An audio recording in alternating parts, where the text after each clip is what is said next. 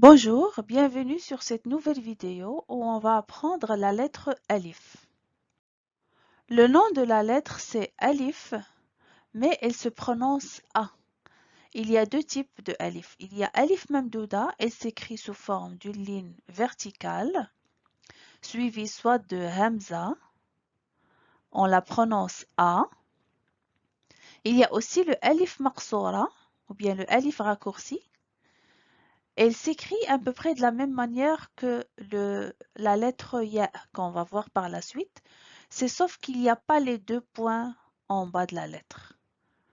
Donc aussi, on l'emploie à la fin d'un mot et on le prononce A. Donc la différence entre Alif Maqsoura et le Ya, les deux, ils se prononcent pas de la même manière. Et le Ya, il y a les deux points en bas comme j'avais dit. Ici, on voit le mot Moussa. Il y a le alif maqsoura à la fin, donc on prononce A. Moussa, Isa, Leila, Lubna. Donc on prononce A à la fin. Sa'a, c'est des verbes. Jara, Rama, Mada. Moussa, Isa, Leila, Lubna, ce sont des noms propres. Sa'a, ce sont des verbes. Jara court, il a couru.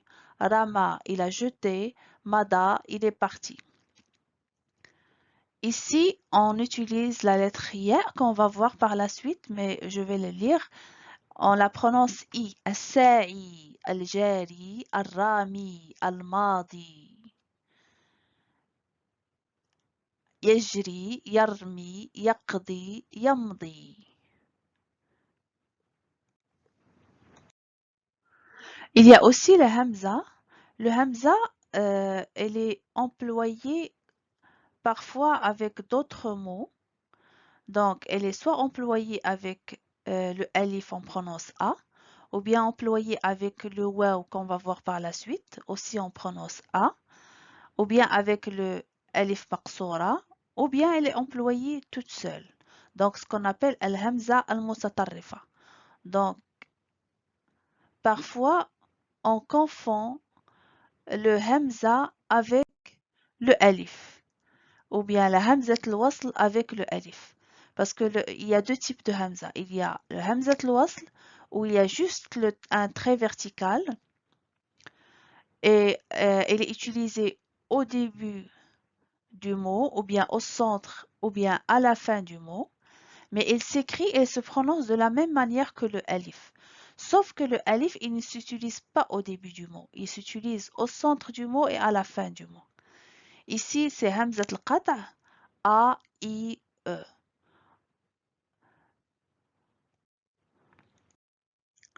Pour prononcer le alif et le hamza, on va utiliser le fond de la gorge. On va prononcer A. A. On va faire sortir l'air du fond de la gorge. Donc, on va dire A. A. O. I. A. O. I. Dans la langue arabe, il y a ce qu'on appelle les intonations. Chaque mot, il a une intonation différente selon la conjugaison du mot dans la phrase ou bien selon l'emploi de la lettre dans le mot. Donc, il y a quatre types d'intonation en général. Il y a ce qu'on appelle al-fatha, c'est un petit trait, mais on le prononce A, A. Il y a le damma. Le damma, c'est un cercle suivi d'une lettre. Donc, c'est comme si vous imaginez que vous fermez la bouche, E, E. Et puis, il y a le kasra, c'est comme la fatha, sauf que le fatha, elle est employée en haut de la lettre et la kasra, elle est tout le temps employée en bas. Donc, on va dire I, I. Il y a sukoun. Sukoun, c'est comme on va fermer le mot. On va dire on va le fermer. Donc, si on emploie le fatha dans la lettre alif, ce qu'on voit ici, on va prononcer A. Si on emploie damma, on va prononcer E. Si on emploie le kasra en bas, on va prononcer I. Ici, on emploie soukoun, on va prononcer E. Donc ici, on voit A avec fatha, E avec damma, I avec kasra, et avec kasra, on va descendre le hamza en bas aussi. Et ici, A, avec med, ce qu'on appelle med. Mais ça se prononce A, comme la première lettre.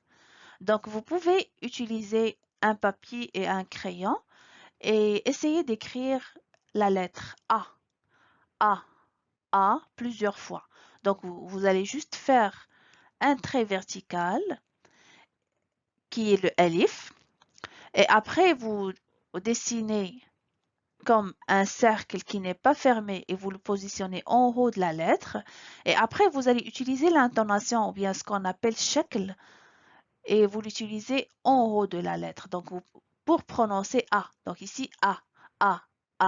Écrivez-le plusieurs fois.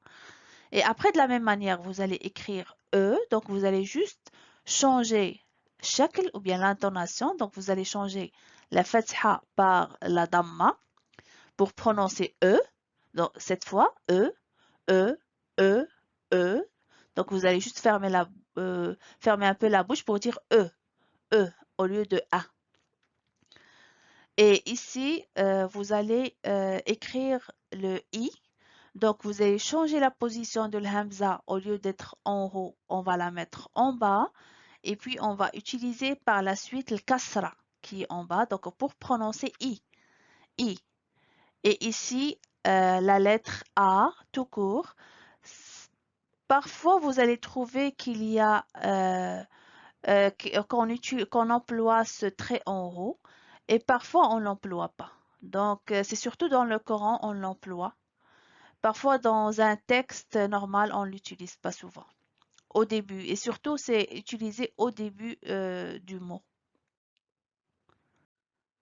Donc, ici, on a trois mots où on emploie la lettre A.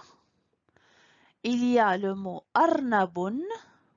Donc, on voit la lettre A, on va prononcer A, comme on avait vu tout à l'heure. Donc, arnabun, ça veut dire lapin. Arnabun. Donc, aujourd'hui, on a vu juste le A. Les autres lettres, on va les voir par la suite. Donc, arnabun, arnabun. Il y a aussi le mot ibriqun. Là, on emploie la lettre I. Ça veut dire on va employer le hamza en bas, on va utiliser le kasra par la suite. Donc, ibriqun, ça veut dire bouillir. Ibriqun, ibriqun. Udhunun, udhunun. Là, on utilise damma, on l'emploie en haut de la lettre pour dire E. Udhunun, udhunun. Udhunun, ça veut dire oreille. Udhunun, donc. Arnabun A, arnabun A. Ibriqun I. Ibriqun. Udhunun. Udhunun.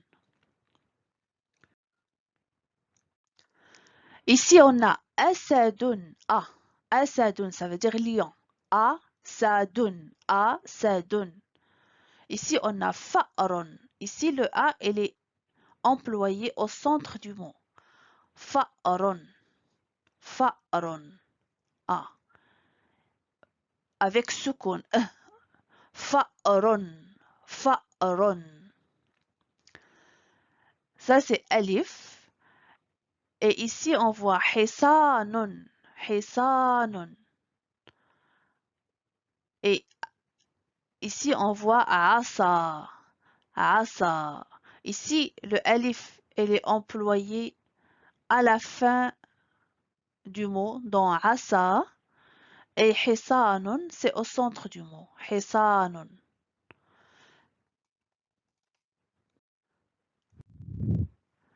On va lire maintenant un texte avec l'utilisation de A. E, A, I. Donc, أسرة أحمد. في أسرة أحمد أب وأم وأخ وأخت. Ici, il y a une erreur. ça doit être E avec damma, comme usratun, comme la première. Wa akhun wa ukhtun. Ishtara Ahmadu li'ailatihi. Ici, le hamza, elle est employée dans l'ia, pas dans le alif. On va la voir par la suite.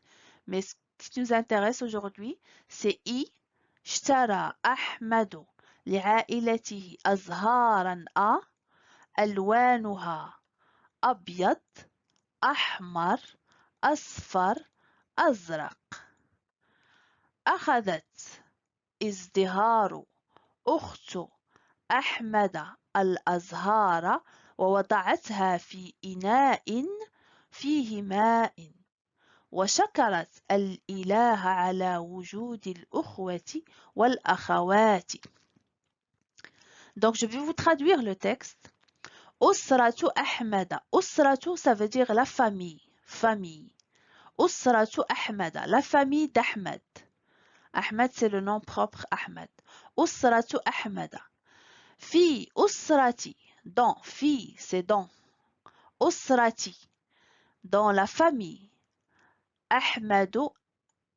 Dans la famille d'Ahmed. Abun, un père. Abun. Wa ummun, et une mère. Wa akhun, et un frère. Wa ukhtun, et une sœur. Ishtara, il a acheté. Ahmadu. Ahmadu a acheté, parce que dans la langue arabe, on emploie le sujet après le verbe. Donc le verbe, il est situé au début. Ishtara, acheté. Ahmadu, Ahmed. Ahmed a acheté. Li'ailatihi, pour sa famille. Azharan, des fleurs. Alwanuha, ses couleurs sont abyad, blanc. Ahmar, rouge. Asfar, jaune. Azraq, bleu. Akhadat, izdiharu. Izdiharu, c'est un nom propre. Izdiharu akhadat. Akhadat, ça veut dire elle a pris. Donc, izdihar a pris. Ukhtu Ahmada, la sœur d'Ahmed. Al-azhara, les fleurs.